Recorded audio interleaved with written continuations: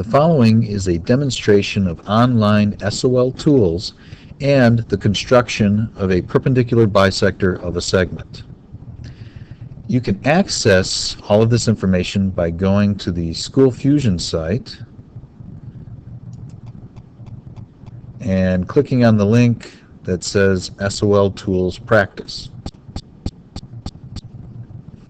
It takes a while for the test navigation tools to load. Just be patient.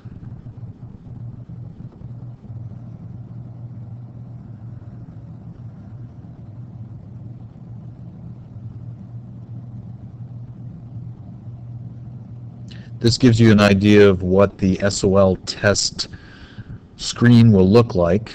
And what you're looking at are 6 different screens that give us a chance to do some of the constructions that you're required to know for your SOL geometry test. We're going to do the perpendicular bisector of a line segment. You notice I was using the highlighting tool. This tool right here is the compass tool. It looks like this. The red X or red plus sign, if you click and drag on that symbol, you can drag the tool anywhere you want it to go. If you want to change the length, use the hexagon portion of the arrowhead to move it around without making a mark. If you want to lock the length of the compass, click on the lock. Now when I go back to the red plus and move it around, it retains that same distance. In order to do a perpendicular bisector, I need to place the center of my red plus right on the point A. I'll unlock the tool for a second and move it around with my hexagon part of the arrowhead. I want the distance from A to the tip of this arrowhead to be more than half the distance to B. This would be too short, still too short, anywhere in here, but don't go too far. We want to be between halfway and all the way to B. That looks good. I will lock it.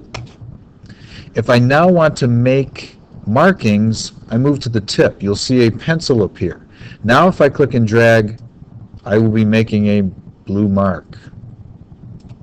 I just made a half circle. I'm going to keep that same length. I'm going to keep it locked, and I'm going to move my compass to B. I'm going to put that red plus right on point B. I'm going to move this into position with my hexagon portion of the arrowhead.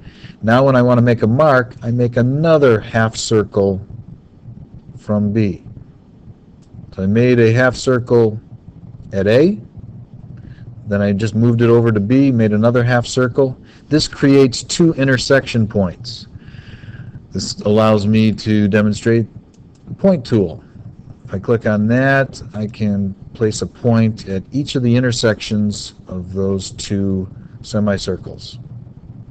Then I can move to the straight edge tool, either one, tool 2.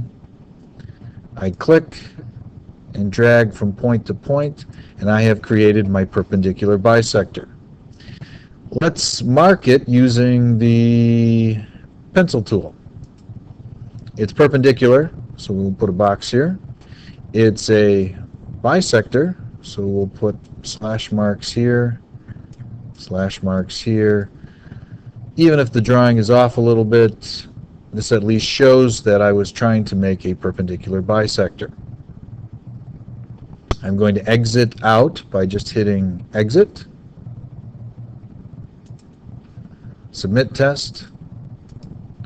Final submit. Nothing is getting graded. This is just for demonstration purposes. Close test nav. And I can close up that browser window. To see something similar to that, you can go to the Construction Animations link on School Fusion, and this screen will pop up. This is from Math Open Reference. This is a construction for bisecting an angle. We don't want to do that one right now, so I'm going to move down the screen, and there's a list of many constructions. The one we are interested in that we just did is the perpendicular bisector of a line segment. I will click on that. This screen will come up. We want to see it full screen and run. This is exactly what we just did using the SOL tools, just appears slightly different. Instead of making a half circle, this compass is just making enough markings to show the intersections. Let me do that one more time. It is extending the compass more than halfway. Instead of making a half circle, we make 2 markings at the top and bottom. Move it over, same length. 2 more markings. That creates 2 intersections. We connect the intersections, and that creates our perpendicular bisector.